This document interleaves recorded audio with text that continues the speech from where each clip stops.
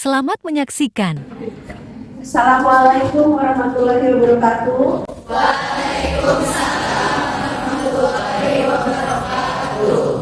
Apa kabar hari ini? Sehat-sehat ya? Mudah-mudahan kita dikasih kesehatan, nikmat yang sehat, nikmat rezeki, nikmat bahagia ya. Oke, ada yang hadir nggak hari ini? Siapa? Willy ya? Oh, Farhan tadi sudah WA saya, ibunya sakit, mari kita doakan, mudah-mudahan ibu Farhan lekas sembuh ya. Kalau Willy ada yang tahu nggak Willy kenapa?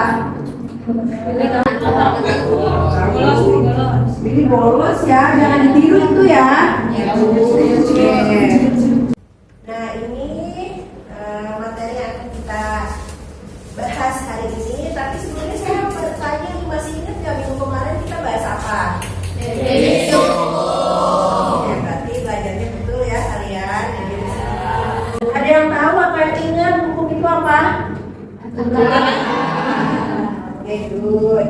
Nah sekarang kita bahasnya hukum yang lebih spesifik. Hukum itu banyak ya, kemarin saya sudah jelaskan. Hukum itu kalau secara normatif ada pidana, ada perdata.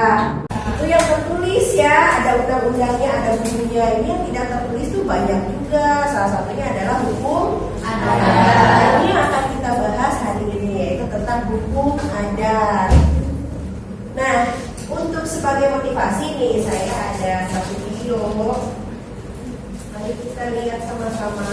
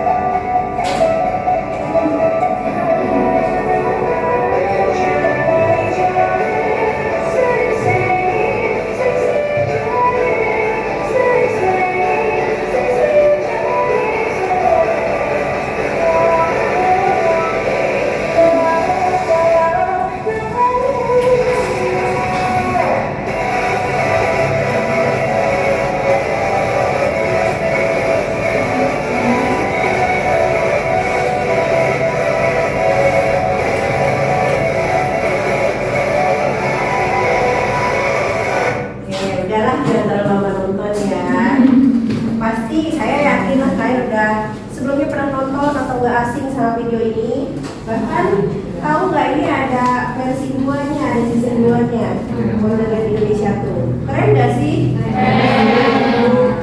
Coba sekarang saya tanya, kira-kira ada yang tahu gak sih kenapa saya nayangin video ini? Tadi tujuannya selain memotivasi kalian, ada tujuan apa lagi ya saya nayangin video ini yang kira-kira ada kaitannya sama mata kuliah hari ini, yaitu hukum adat. Apa coba tujuannya nayangin ini? Satu orang siapa yang mau? Satu orang. Komar mau? Coba kira-kira korelasinya antara video ini sama hukum adat. Tujuannya untuk memperkenalkan budaya. Oke, good. Terima kasih Komar. Dari perempuan ada yang mau coba jawab? Mbak Umi mau coba apa hubungannya? Hubungannya menurut saya di sini banyak ada wisata, terus ada juga keindahan alam Indonesia, bahwasanya berkaitan dengan hukum adat. Oke, good. Terima kasih ya Umi. Yang Komar sama Teh Umi bilang itu semuanya betul ya. Bahwa di video ini kan isinya tadi tayangan-tayangan ilustrasi tentang keindahan, tadi kata Umi ada pariwisata, pokoknya tentang kebudayaan nasional kita ya. Dan di mana dalam kebudayaan itu beberapa jenis bentuk kebudayaan, diantaranya salah satunya ada jenis non material yaitu hukum adat. Kayaknya kita bahas hari ini. Pada bawa handphone kan? Milenial, anak digital nanti pasti bawa handphone. Ada handphone kan? Coba masuk browser ke halaman web www.mentimeter.com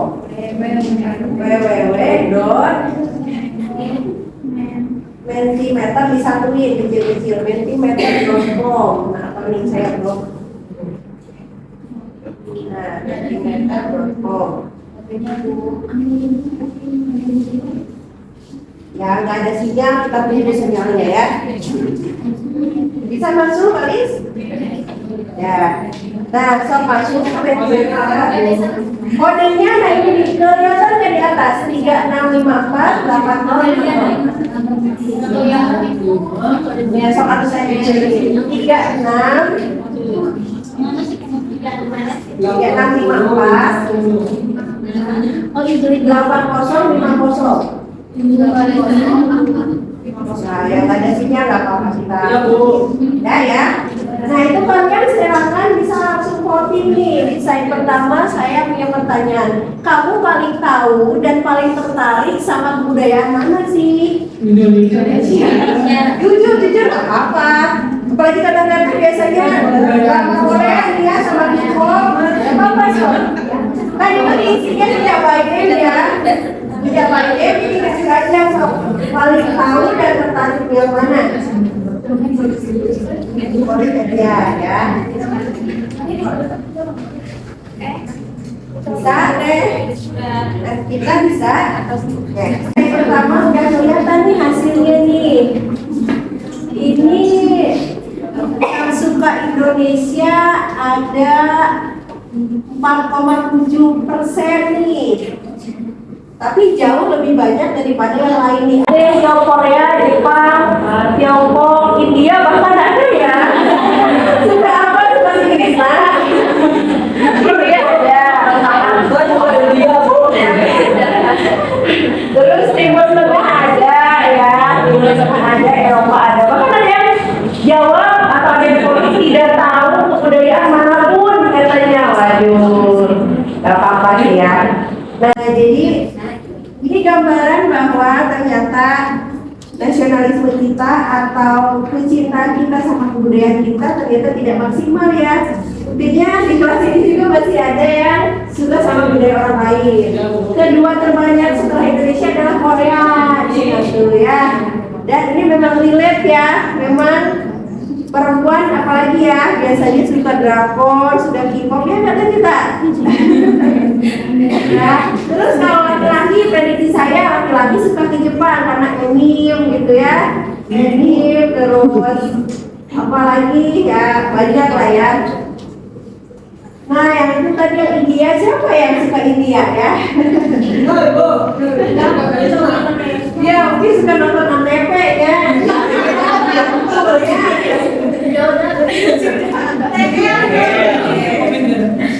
Nah, jadi ya itu seperti saya bilang ternyata nih anak kita sekarang atau warga negara kita sekarang banyak tuh yang sukanya malah ke budaya orang lain. Budaya orang lain kalau di TV dikemasnya bagus ya. Di Korea jalannya rapi, itu sosis kalau lagi pacaran ya. Tapi kita belum tentu sisi kenyataannya. Itu mah di kamera bagus. Di kamera kita juga Indonesia juga bagus di kamera mah ya. Tapi realnya kan ya begitu lah ya. Sama yang lain juga Eropa, Jepang juga ya. Mungkin yang bagus juga yang di kamera, tapi di sisi lain negatifnya juga pasti ada ya. Jadi yuk balik lagi kita cintai kebudayaan kita ya. Terus yang dulu di kelas slide web yang tadi. Sekarang masuk ke slide 2. Jadi kalau di handphonenya belum keluar spinnernya, kita lihat dari sini aja. Di spinner itu ada 4 kata nih. 1 tradisi, 2 kebiasaan, 3 adat, tentu ya yang warna ungu adat, dan yang warna merah budaya. Coba dari keempat kata ini, menurut kalian sama atau tidak? Beda. Kalau beda, ada yang mau ngasih tahu perbedaannya apa? Sama juga harus kalau penjawabannya sama, tapi kasih tahu alasannya kenapa bilang ini sama. Biasanya mau coba apa beda atau sama nih antara 4 kata ini? Kalau menurut Yosef pribadi dari keempat itu sama semua Bu, karena baik tradisi, kebiasaan, adat sama budaya itu berawal dari perilaku yang dibiasakan sehingga turun temurun gitu. Oke, terima kasih Yosef. Bu, ini mau Oke, silahkan Ibu. Kalau menurut ini dari keempat itu tuh beda Bu. Pertama, tradisi itu lahir dari setiap perilaku manusia di satu daerah. Terus kebiasaan itu lahir dari tradisi-tradisi tersebut. Nah, dari kebiasaan-kebiasaan tersebutlah lahirnya sebuah budaya yang terus dilestarikan maka menjadi sebuah adat gitu. Oke, terima kasih. Oh, ditepuk tangan nih boleh. Oke, jadi dari keempat kata, tapi kalian sering dengar ya 4 kata ini, kebiasaan, tradisi, adat, sama budaya. Itu ternyata ada persamaannya, ada juga perbedaannya. Ya, persamaannya semuanya berasal dari kebiasaan. Jadi yang paling dasar itu kebiasaan. Kalau tadi kan ini tradisi dulu ya, tradisi jadi kebiasaan. Oh kan, bagus. Tadi sebenarnya dasarnya semuanya adalah kebiasaan. Jadi kebiasaan apa sih? Perilaku yang dilakukan kebiasaan. Kebiasaan nih, kalau dia kebiasaannya sudah dilakukan dari nenek moyang kita, jadi tradisi ya. Jadi persamaannya satu, semua dari 4 kata ini berasal dari kebiasaan. Kebiasaan kalau dilakukan dari nenek moyang jadi tradisi. Apakah semua tradisi adalah kebiasaan? Iya berarti kalau tradisi berarti semua tradisi berarti kebiasaan, tapi tidak semua kebiasaan adalah tradisi. Misalnya, Mel punya kebiasaan apa Mel? Baik. Nah, misalnya kaki diedek-edek gitu ya. Misalnya kaki diedek-edek. Apakah kaki diedek-edek itu dari neneknya Amel kayak gitu enggak? Enggak tahu. Enggak, misalnya ya. Enggak, neneknya Amel dengan edek-edek kaki, berarti itu hanya kebiasaan bukan tradisi. Tapi kalau dari sejak nenek moyang melakukan itulah yang disebut tradisi ya. Jadi itu bedanya. Terus sekarang naik nih yang ketiga adalah adat. Apa sih adat? Adat itu kalau tradisi ini dipergunakan secara luas oleh masyarakat umum, itu jadi adat. Kalau tradisi mungkin aja hanya segelintir orang, tapi dia melakukan dari neneknya sendiri, dari nenek moyangnya, buyutnya. Kamu di atas buyutnya? Ya, setelah itu sampai di sana itu mungkin nanti hanya di keluarganya aja, tapi kalau sudah ada itu sudah masyarakat luas ya. Berbicara adat, berbicara regional, misalnya regional Subang atau Sunda, itu adalah adat. Sekarang yang paling atas adalah budaya. Nah, bedanya apa sih kebudayaan sama yang di bawahnya tadi antara adat dan kebudayaan? Kalau adat itu biasanya hanya terbatas pada bentuk-bentuk yang fisik, bentuk-bentuk fisik atau misalnya tariannya. Pokoknya bentuk fisik itu berarti dia bisa dipegang atau bisa dilihat, ya. Sementara kebudayaan itu meliputi bentuk fisik dan non fisik. Kalau yang fisik tadi ya, tarian, makanan, rumah adat, ya. Terus apa ya, senjata tradisional, upacaranya, nah itu adalah adat. Kalau di kebudayaan ada 3 maksud tapi ditambah bentuk non fisik seperti gagasan, terus kepercayaan, terus hukum adat. Nah, kalau udah ada bentuk non fisiknya maka itu berubah jadi kebudayaan. Bisa dipahami ya? Bisa. Oke. Terus sekarang ada slide yang selanjutnya. Coba, kalau kalian udah paham tadi dengan apa yang saya sampaikan, coba di polling lagi nih. Mana sih yang merupakan kebudayaan Indonesia? Kelihatan ya gambarnya?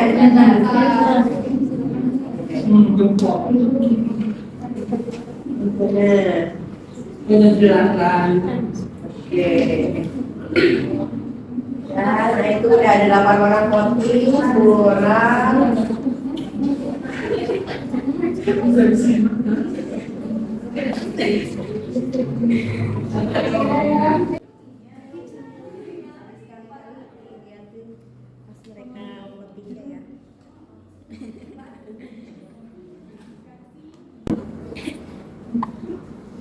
Oke, nah ini udah ada 17 nih, kayaknya mahasiswa kita segituan ya. Jadi semuanya ini sepakat, nggak ada yang pilih nomor gambar 1 atau gambar 2, semuanya sepakat pilih gambar 3, ya. Sepakat semuanya bahwa kebudayaan Indonesia itu di gambar nomor 3. Kalau gambar nomor 1 kebudayaan mana ya?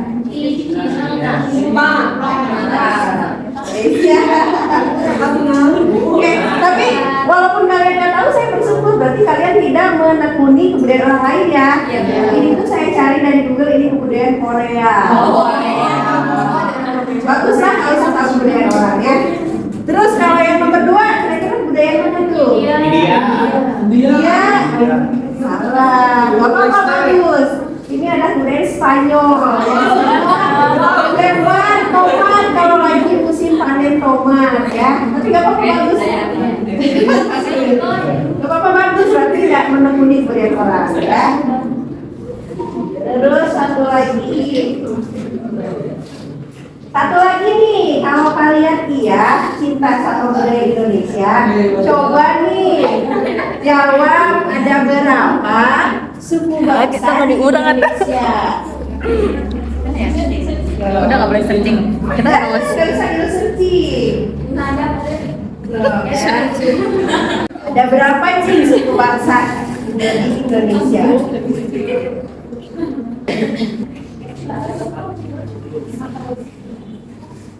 Terus siapa 11 orang? Tadi aja ada 18 orang ini.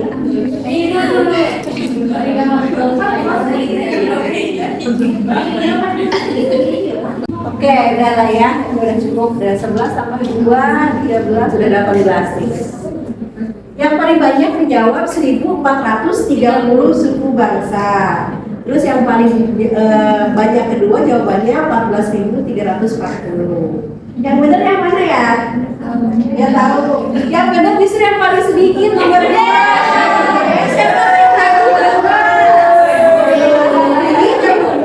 Yang betul adalah 1.340 suku bangsa ya. Banyak gak sih? Ada 1.340 suku bangsa.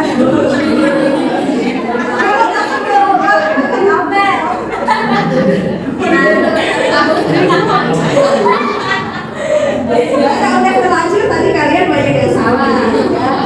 1.340 ini terdiri dari, atau bukan terdiri, ini adalah dari bagian 300 kurang lebih 300 etnik ya. Dari 300 etnik kemudian terpecah jadi 1.340 suku bangsa. Etnik apa aja sih yang kalian tahu? Etnik sama suku bangsa emang beda. Tapi angkanya beda tuh, suku bangsanya 1.340, etniknya 300.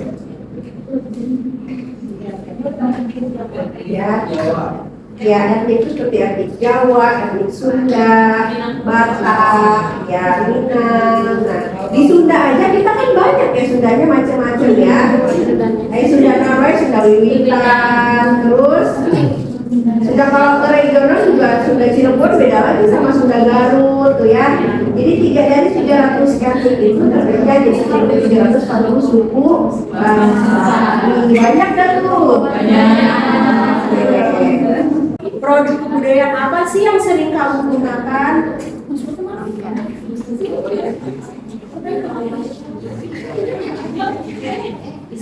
Isi, ya. Ada produk kebudayaan apa sih yang sering kamu gunakan? Kodenya kodenya 23131234. Baju batik, samping pakai samping. Kalau mama papa, ibu.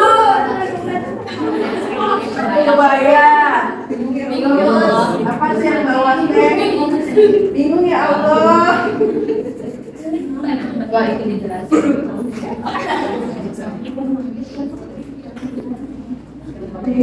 Ada kebaya, batik, tadi banyak batik ya, batik, bingung ya Allah.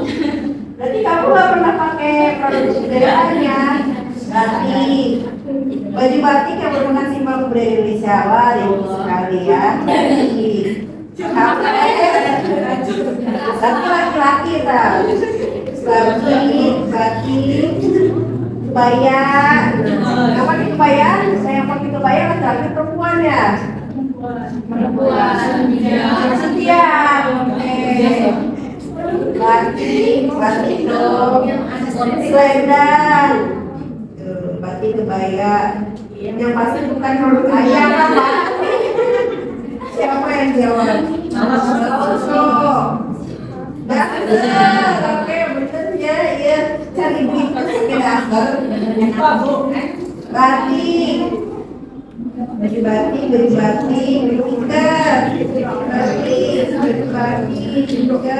jamu, oke, jamu batik, piring kayu, peci saru, oke. Nah, hampir semua jawaban kalian itu kalian menggunakan produk kebudayaan dalam bentuk wujud atau fisik atau material ya. Kan tadi saya bilang produk kebudayaan itu ada dua, satu yang berbentuk material atau fisik, yang mana dia kelihatan bisa dilihat atau bisa dipegang. Itu tadi baju bisa dipegang bahkan dipakai ya, suntiang, peci sarung, bulu samping, tadi itu buktinya. Jamu kan serat, bahkan dia tidak hanya bisa dipegang, bisa dikonsumsi malah ya. Jadi semua jawaban kalian itu menggunakan produk kebudayaan dalam bentuk material atau yang berbentuk fisik ya. Gak ada dari kalian yang menjawab selain bentuk material. Padahal ada produk kebudayaan berbentuk non material seperti tadi saya bilang gagasan, kepercayaan, ide, hukum adat. Nah ini yang berbentuk non materialnya. Tapi saya tanya nih, sebenarnya kalian menggunakan nggak sih ide, gagasan, sama hukum adat yang ada di masyarakat kalian? Ada misalnya apa, Kumar? Kata pamali, betul teh. Apa dalam hal apa pamali? Lamun naon pamali teh?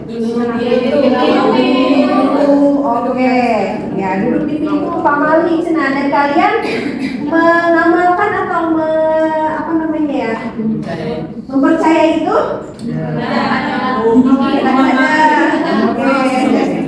Tapi itu ada ya fatwa-fatwa dari orang tua ya, nggak boleh duduk di pintu, nggak boleh duduk di meja. Pernah dengar nggak jangan makan di coet? Ya. Apalagi kira-kira? Nggak boleh bersiul dalam ruangan, nggak boleh buka payung dalam ruangan ya. Nah itu adalah yang berbentuk non material dalam kebudayaan. Nah, yang tadi itu gagasan atau hukum adat ya? Hukum adat. Coba TTHA yang barusan disebutkan pamali nggak boleh itu gagasan atau hukum adat? Gagasan. Gagasan atau hukum adat ya? Hukum adat. Kenapa Kevin hukum adat? Karena berlaku dan dilaksanakan oleh beberapa orang.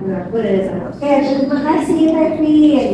Jadi bedanya gagasan sama hukum adat, kalau dia punya sanksi berarti dia hukum adat. Kalau dia tidak ada sanksi berarti bukan hukum adat, hanya sebatas ide saja atau gagasan saja. Kita lihat yang tadi, gak boleh duduk di depan pintu. Ada sanksinya nggak?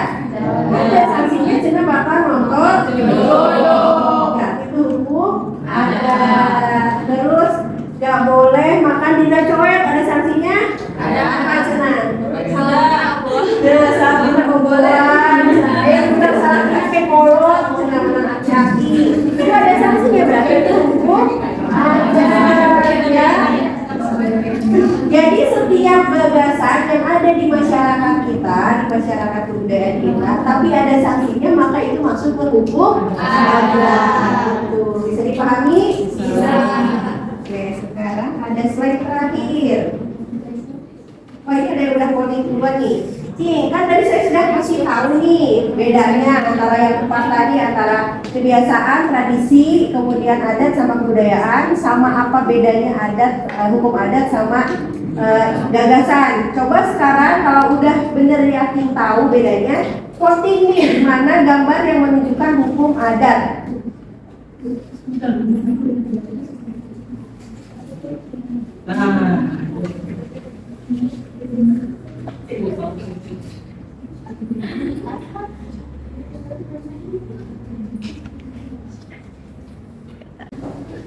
Nah, ini udah ada nih jawabannya, hasilnya. Ada yang jawab di gambar 1 orang, ada yang jawab di gambar 3 orang. Sisanya banyak dijawab di gambar nomor 2. Ya, jadi yang betul itu yang masuk ke hukum adat itu adalah yang nomor 2 ya. Nah, boleh kita lihat. Kenapa? Karena kalau kita lihat nomor 1 sama 3, ini nomor 1 itu gambar apa sih? Tarian tradisional ya. Dia berbentuk fisik, bukan berbentuk gagasan, dan dia tidak ada sanksinya ya. Sudah ada sanksinya namun tenari mainstream itu enggak kan? Tidak ada sanksinya, berarti dia bukan hukum adat.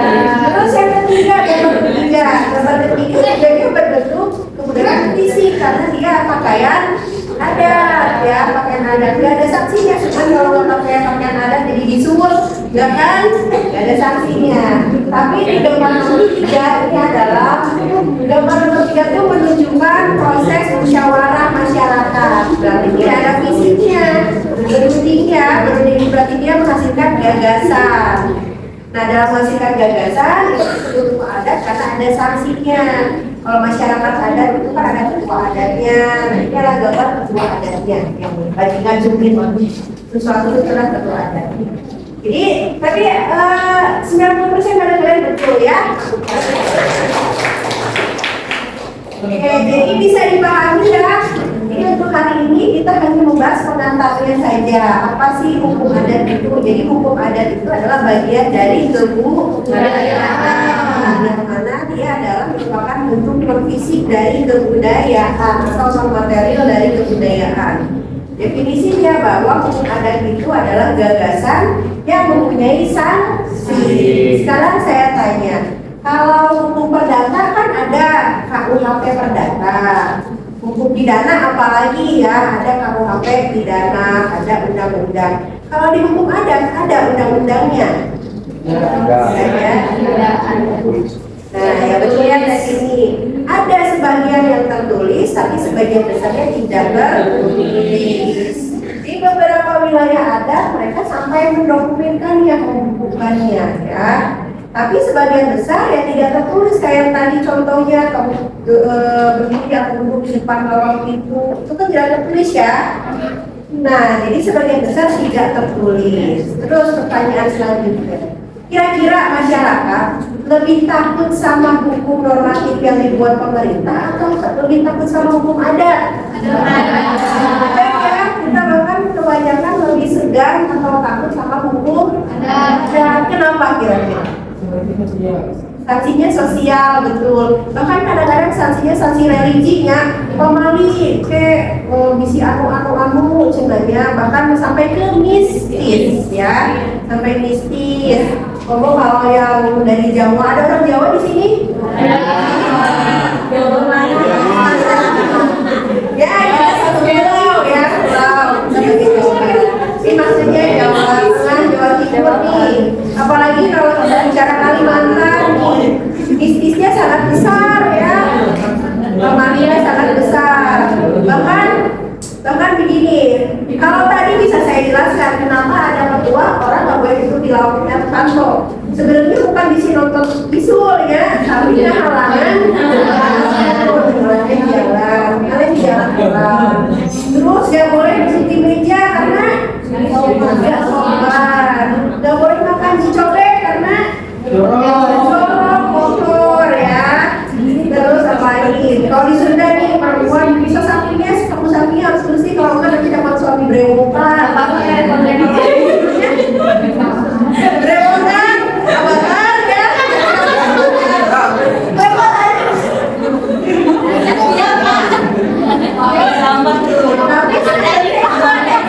Tapi bahwa ya kita harus bersih. Kalau nggak jangan sampai beres-beresnya nanggung itu masih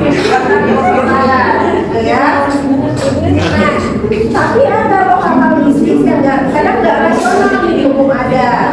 Misalnya perempuan hamil ketika gerhana nggak boleh keluar, bahkan harus masuk di kolong kasur. Itu mistis tuh, pernah nanti anaknya begitu ya. Tapi sampai dulu kan zaman saya kecil ada filmnya gerhana ya.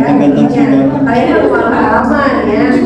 Itu saking hidupnya hukum ada yang mistis. Nah itu kan nggak ada korelasinya ya, gerhana sama orang hamil ya. Itu nggak ada korelasinya ya. Orang hamil ya biasa aja, melakukan aktivitas seperti hal yang orang lain. Nah jadi alasannya kenapa hukum adat lebih sering dipatuhi sama masyarakat karena sanksinya dari sosial, kemudian sanksi religi, bahkan sanksi mistis juga ada ya. Sementara kalau hukum normatif yang dibuat oleh pemerintah kan bahkan sering dilanggar ya. Karena itu biasanya hukum pemerintah bisa dikompromi ya. Ditilang nggak pakai helm, udahlah kompromi. Tapi sekarang mah nggak boleh gitu ya, nggak boleh pungli, kalian juga nggak boleh kayak gitu ya. Boleh kasih diskon. Satu slide lagi. Cing, coba ini apa Cing? Tulis di situ, tulis. Apa? Tangan jari. Jari apa? Tulis. Coba ini apa?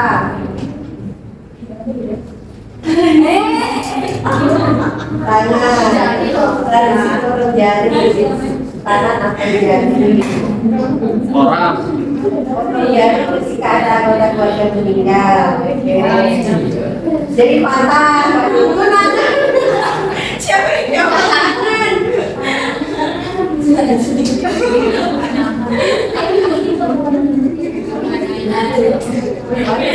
Pandangan.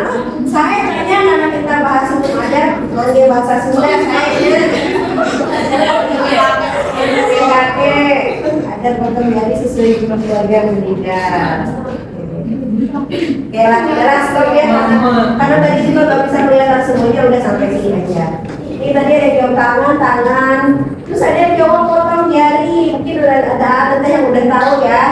Nah, gambar yang barusan itu adalah memang gambar jari yang sudah terpotong. Itu adalah salah satu hukum adat yang berlaku di mana coba? Suku Dani ya. Coba kalau mau lihat gambaran fullnya.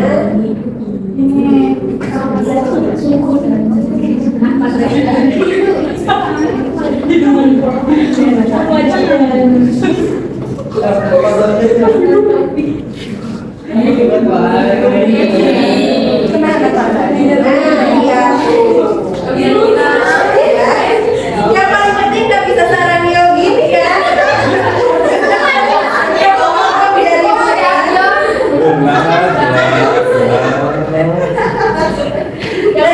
Ini gambar fullnya seperti ini.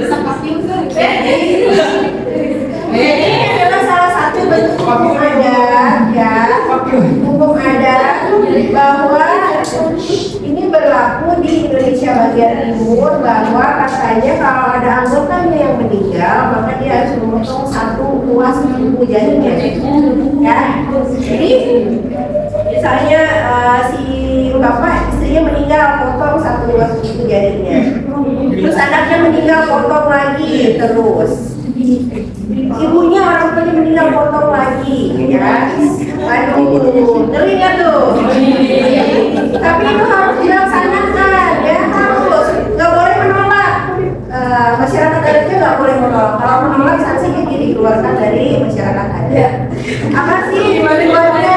Supaya tujuannya kenapa jangan sampai jarinya harus dipotong? Supaya dia tidak merasa kehilangan secara batin, tapi sakit fisik aja.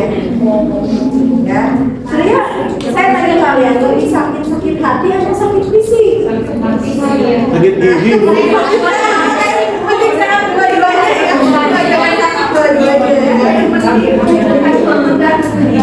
Nah, tapi untuk mereka ini adalah dari suku, itu adalah suku Asmat, bukan suku Dani ya. Ini dari suku Asmat. Menurut mereka sakit hati itu lebih berat daripada sakit fisik.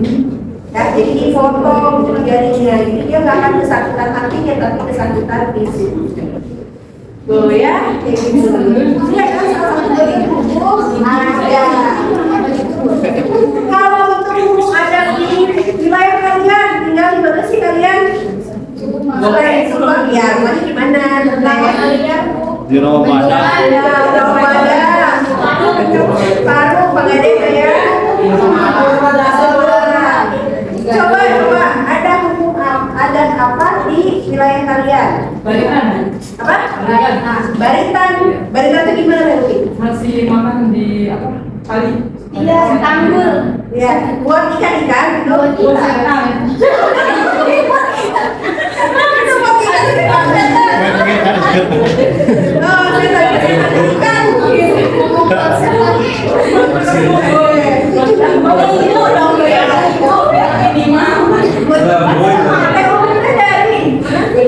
Coklat.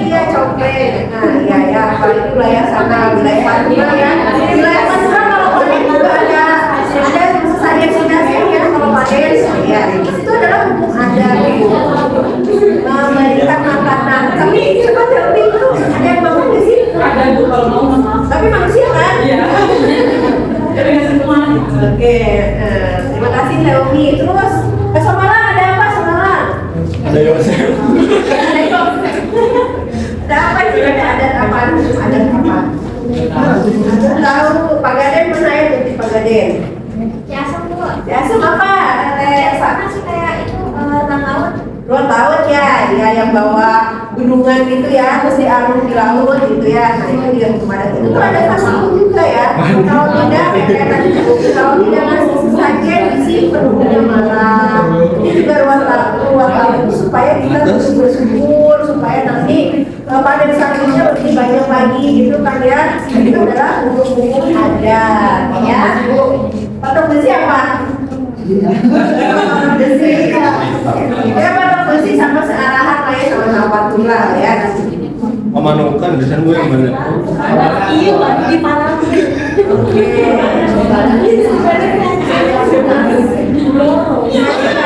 Saya mau ice breaking dulu nih dari tadi sudah terjadi ya. Kalau biasanya saya ice breakingnya langsung ya secara fisik, sekarang saya ice breakingnya online lagi karena kita sistem pembelajaran blended online offline. Kita ice breaking secara online. Karena ice breakingnya kita online aja. Masuk ke kuisnis, masukin kodenya yang ada di layar 9172. Yan masuk ya. Saya mulai. Belum ada yang masuk. 095172.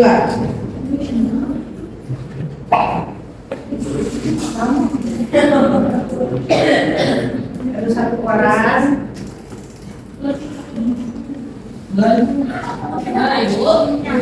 Ya. Kan tunggu dulu baru satu orang. Sabar ya. Kemarin sih ada 3 guys. Bisa. Lebih dari senyap. Oke,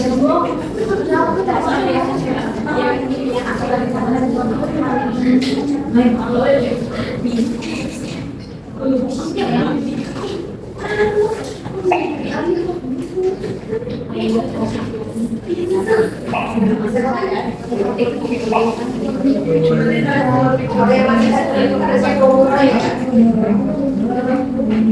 Tapi untuk yang lain ini yang penasaran saya mulai aja dulu.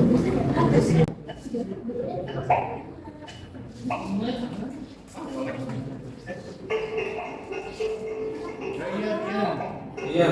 Iya. Iya. Yang pilih.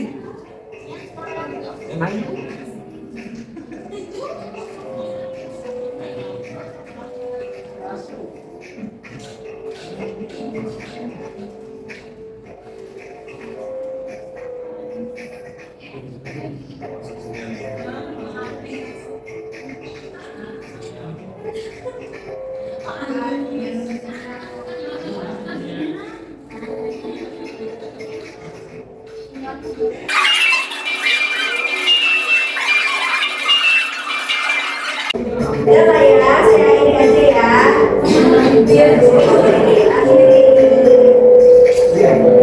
Kita lihat nih jawaban-jawaban kalian ya.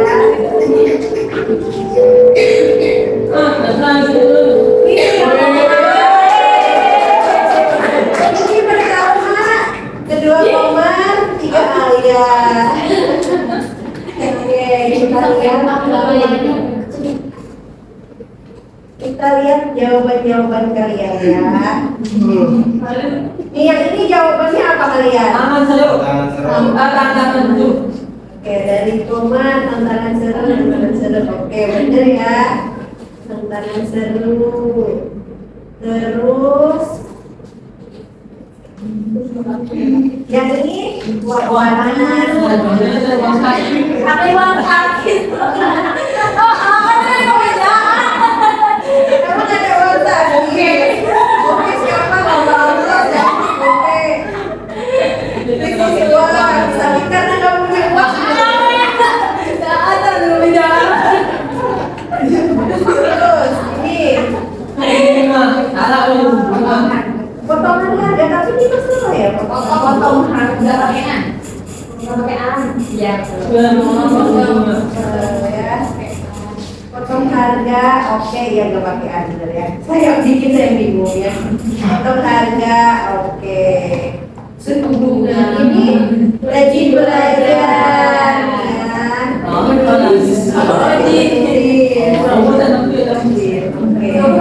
Kita diambil.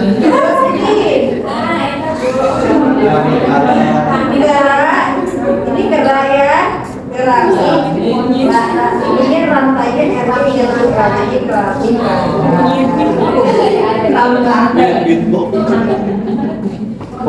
rantai ya, keramik rantai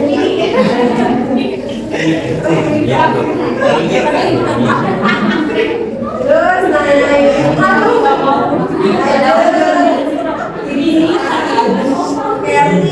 Saat ini. Oke, rambutnya harum ya. Terus lemari atas 5.000 duit ya, 5.000 di PNL 5.000. Terus nah huruf keempat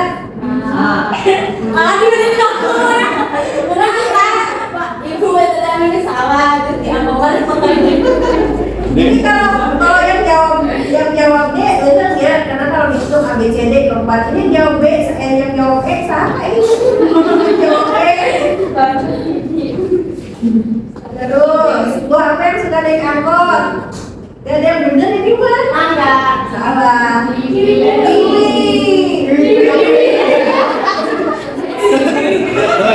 Swing, boy. Swing. Ini swing kan ya?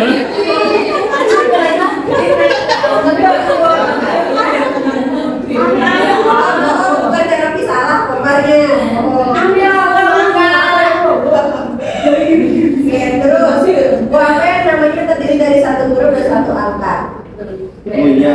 Iya, dari 5 ya. Terus jika makan aku hidup, tapi jika minum aku mati apa? Mati, ya ya. 30. Saya tadi kok ini sebenarnya laut. Aku punya sungai tanpa laut. Air, bukan sorry air. Aku punya sungai tanpa air, hutan tanpa pohon, kota tanpa itu. Apakah aku? Tanya, itu lah. Bentar ya. Terus, Bandung ada ibu kota? Ya, nanti di Jawa Barat salah nih. Jawa Barat.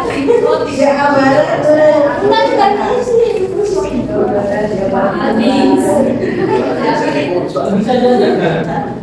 Terus, siapa guru terbaik? Pengalaman. Ya, sebelumnya pengalaman ya. Terus nih, tolong gambarkan muka benar. Kalau gue tak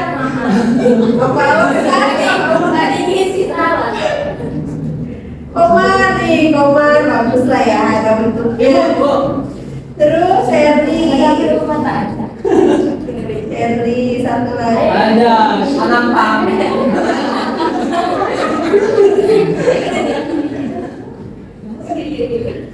Siapa yang nggak kelihatan? Ini siapa yang memasang gambar ini, Saha? Saya Bu. Saha saya teh, oh iya. Oke, nah udah selesai. Itu ice breakingnya seru nggak? Kalau seru terakhir ada tugas. Tugasnya kita kerjakan hari ini ya, nggak usah dibawa pulang ke rumah. Hari ini kita kerjakan 5 menit selesai aja ya. Tugasnya kalian diskusi dengan teman di pinggirnya aja, dengan teman pinggirnya ya. Nah, diskusinya apa sih? Diskusinya itu. Nih diskusinya, coba setelah saya tadi menjelaskan, setelah kita saling chit-chat tadi tentang apa sih hukum adat, apa bedanya sama kebudayaan, coba kalian cermati, buat dengan kata-kata sendiri apa itu hukum adat. Ya, kita diskusi dengan teman sebelahnya 5 menit aja. Aku bisa cari. Apa itu hukum adat atau bagaimana kalian memahami hukum adat? Ya, teman-teman.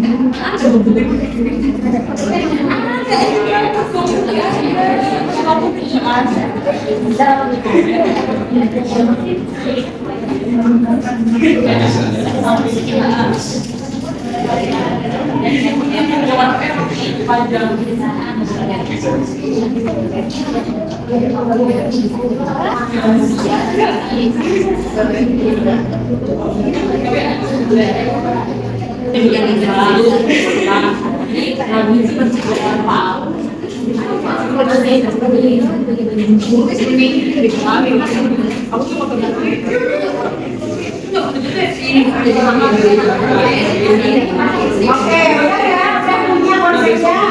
Bagaimana kalian memahami hukum adat? Coba sekarang kamera kalian scan barcode ini. Atau kalau punya aplikasi langsung masukkan kamera biasa aja.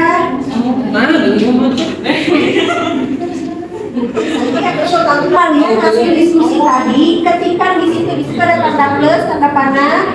Nah, apa yang sudah kalian dapat dari hasil diskusi, apa itu tentang hukum adat, ketik di situ. Yang tadi sih ya nggak apa-apa, nunggu teman sebelah saja.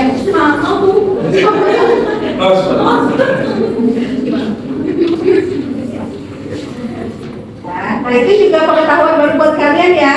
Jadi scan barcode itu nggak usah pakai aplikasi tambahan, cukup dengan kamera kebawaan kalian aja bisa langsung masuk. Sama Ada tanggal plus, tanggal plus. Langsung subjeknya jawaban. Atau nama kalian boleh nama kalian dan teman kalian boleh. Subjeknya ganti, subjeknya jadi nama kalian dan nama teman kalian. Dikasih. Ya, publikasikan. Iya, nama-nama. Ya ya, Pak Bodi saya tutup ya. Publikasi kan, Bu.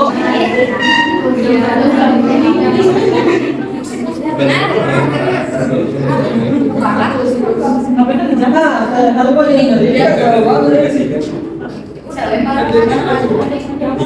Iya, ada mirip tapi. Dari Rizka sama Tesri, hukum adat merupakan sebuah aturan yang masih dari kebiasaan masyarakat. Oke.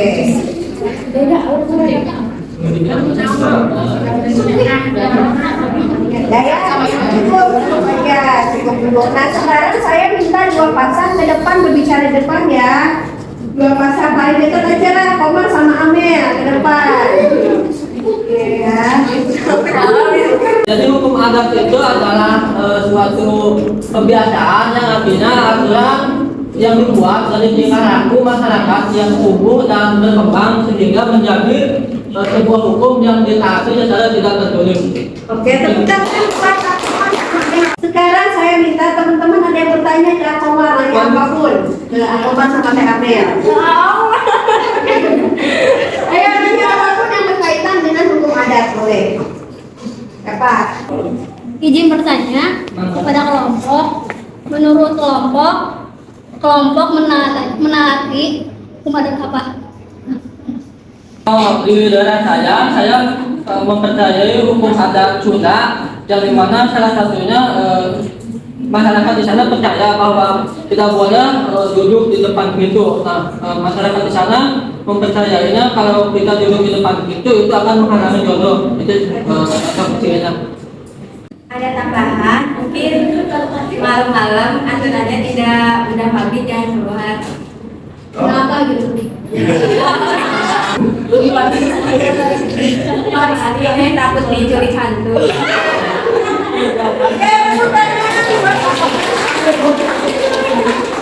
Sekarang satu pasangan lagi lah, satu pasangan lagi. Ya, Rizka sama Ria.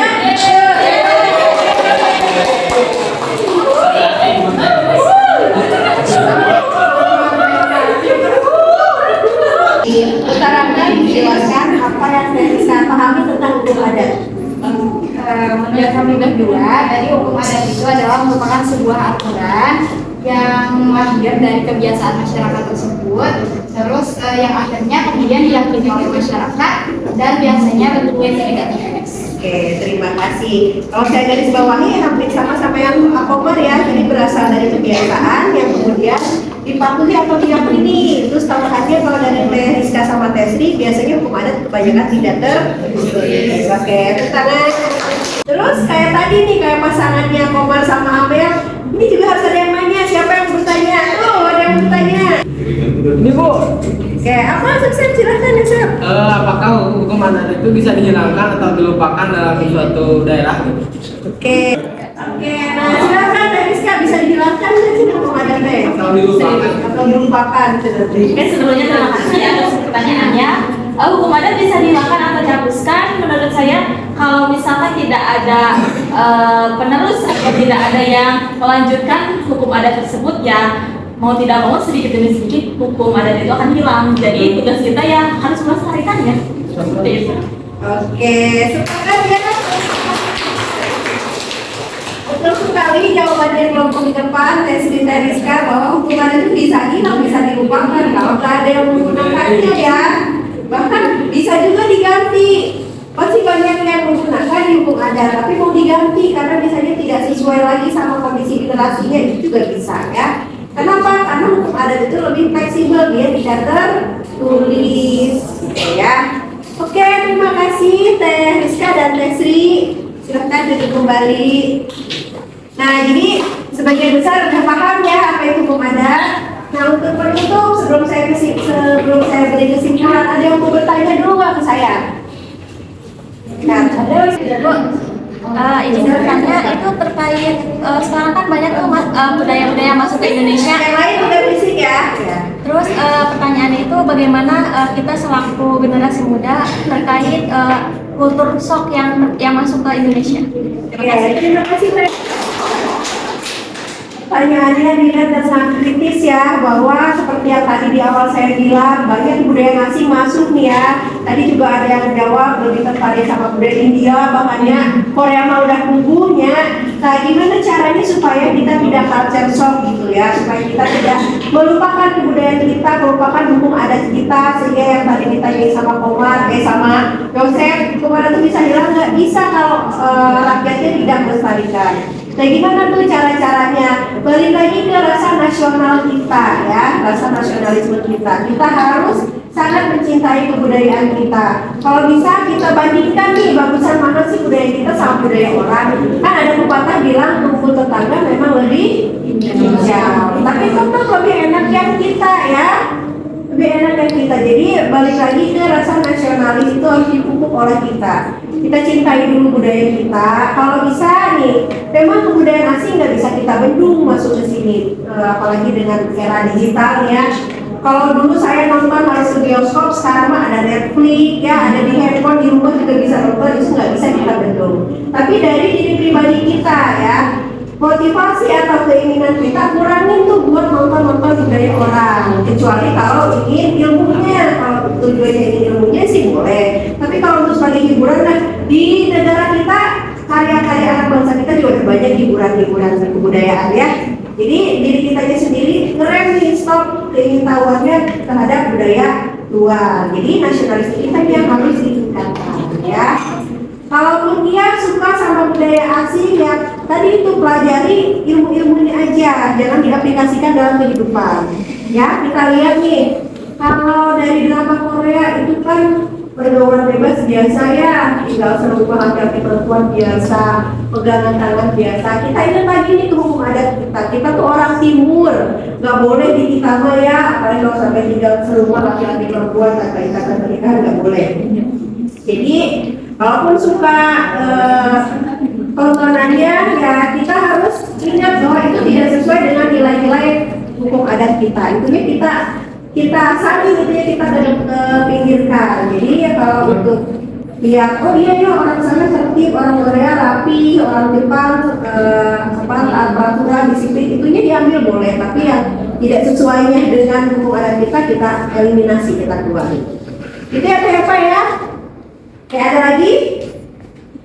Cukup ya? Oke, cukup karena udah ada juga, waktu juga sudah menunjukkan jam selesai perkuliahan kita. Saya simpulkan dulu sedikit.